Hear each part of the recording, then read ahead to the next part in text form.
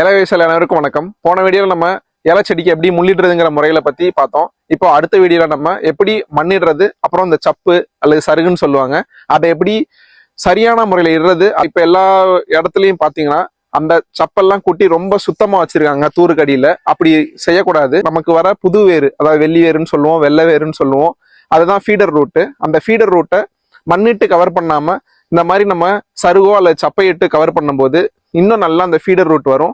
So அதுக்கான முறைகளை பத்தி நம்ம இந்த வீடியோல பார்க்கலாம். வணக்கம். ஏலச்செடிக்காக நம்ம இப்போ மண்ணு போடுற முறையை பற்றி நான் உங்களுக்கு சொல்லிக் கொடுக்க போகிறேன். மண்ணு போடுறதுலையும் சில தவறுகள் நடக்குது. அதை முறையாக நம்ம எப்படி பண்ணுறோம் அப்படிங்கிறத நான் உங்களுக்கு இப்போ நான் சொல்கிறேன்.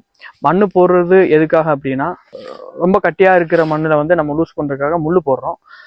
நியூட்ரியன்ஸ் எப்பவுமே நமக்கு அப்சர்வேஷன் கொடுக்குற ஒரு லெவலில் நமக்கு கிடைச்சிக்கிட்டே இருக்கணும், அவைலபிள் பண்ணி கொடுக்கணும். அப்போ வருஷத்துக்கு ஒரு தடவை நம்ம மண்ணை கீழோட்ட மண்ணத்தை மேலோட்டமாக கொடுக்கறது ரொம்ப நல்லது. அப்போ தான் நம்ம கொடுக்கக்கூடிய உரங்கள் செடிக்கு அப்சர்வேஷன் கரெக்டாக கிடைக்கும். ஸோ அதில் சில முறைகள் இருக்குது. எப்படின்னு நான் உங்களுக்கு சொல்கிறேன். இப்போ பார்த்தீங்கன்னா ஏலச்செடியில் இதுதான் லாஸ்ட்டுக்கு இருக்கிற கிழங்கு. சில பேர் இந்த கிழங்கையும் மூடி இவ்வளோ தூரத்துக்கு மண்ணு போடுறாங்க. நம்ம அவ்வளோ தூரத்துக்கு போடக்கூடாது. இது சரம் இதுக்கு கீழே வர்றதான் சிம்பு. இவ்வளோ இந்த கிழங்குக்கும் பகுதி லெவலில் தான் நம்ம எப்பவுமே மண்ணு கொடுக்கணும். இதுக்கு மேலே தான் நம்ம மண்ணு கொடுக்கணும். மண்ணு கொடுக்கறதுக்கு முன்னாடி சில உரங்கள் நம்ம சஜஷன் பண்ணுறோம். அப்படி கொடுக்கறதா ரொம்ப நல்லது. ராச்சி போஸு, நல்ல வேப்பு மின்னாக்கு, கன்சர்ட், என்பிகே பாக்டீரியா கன்சர்ட்டு, இல்லை வாம் ரூட்டான்ஸா, அந்த மாதிரி வாம் நீங்கள் உபயோகப்படுத்தலாம். அதை நீங்கள் ஃபஸ்ட்டு அப்ளை பண்ணிவிட்டு அதுக்கு மேலே நீங்கள் மண்ணு கொடுக்குறம்போது உங்களுக்கு பிளான்ட்டோட ஒரு டல்னஸ் கிடைக்காது. எப்பயும் இப்போ 4 செடி இருக்குன்னா அந்த 4 செடிக்கு நடுவில் நம்ம மண் எடுத்து அப்ளை பண்ணுறோம். அப்ளை பண்ணும்போது இந்த 4 செடிக்கு நடுவுலையும் உங்களுக்கு சின்ன சின்ன வேர்கள் இருக்கும். அது டேமேஜ் ஆகும். சின்னதாக ஒரு டேமேஜ் ஆகும். ஸோ இந்த என்பிகே கன்சர்ட்டும் ப்ளஸ் நம்ம வாமும் சேர்ந்து கொடுக்கும்போது இந்த டேமேஜ் ஆன வேர்களும் அடுத்து அடிக்கக்கூடிய புதிய வேருக்கும் நல்ல ஒரு ஹெல்ப்பிங்காக இருக்கும். நியூட்ரியன்ஸை நல்லா பம்ப் பண்ணி புஷ் பண்ணி கொடுக்கும். இப்போ பிளான்ட்டுக்கு ஒரு நல்ல நியூட்ரிஷன் புஷ்அப் கிடைக்கும். ஈல்டும் நல்ல அளவு கிடைக்கும். அடுத்து வரக்கூடிய சிம்பு சரங்கள் ஸ்ட்ராங்னஸ் கூடுதலாக கிடைக்கும். ஓகேங்களா? அதை எப்படி கொடுக்கணும்னா, ஃபர்ஸ்ட் இந்த லைட்டாக மல்ச்சிங் இருக்குன்னா லைட்டாக எடுங்க. இவ்வளோ தூரத்துக்கு க்ளீனாக எடுக்கக்கூடாது. லைட்டாக எடுத்துட்டு அந்த உரம் கொடுக்கும்போது ஒரு 3/4 அடியிலிருந்து இந்த அளவுக்கு நல்லா ஸ்ப்ரெட் பண்ணி கொடுக்கணும். சில பேர் பார்த்தீங்கன்னா லைன் மாதிரி போடுவாங்க. லைன் மாதிரி இந்த மாதிரி இப்படியே லைனில் கொடுப்பாங்க. அந்த மாதிரி கொடுக்காம ஸ்ப்ரெட் பண்ணி கொடுக்கணும்.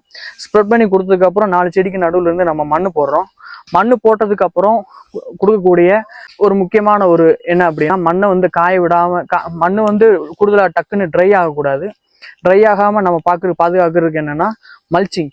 இந்த கிடக்கிற இந்த சப்புன்னு சொல்லுவாங்க, இந்த சருகு, இந்த மல்ச்சிங் எடுத்து லைட்டா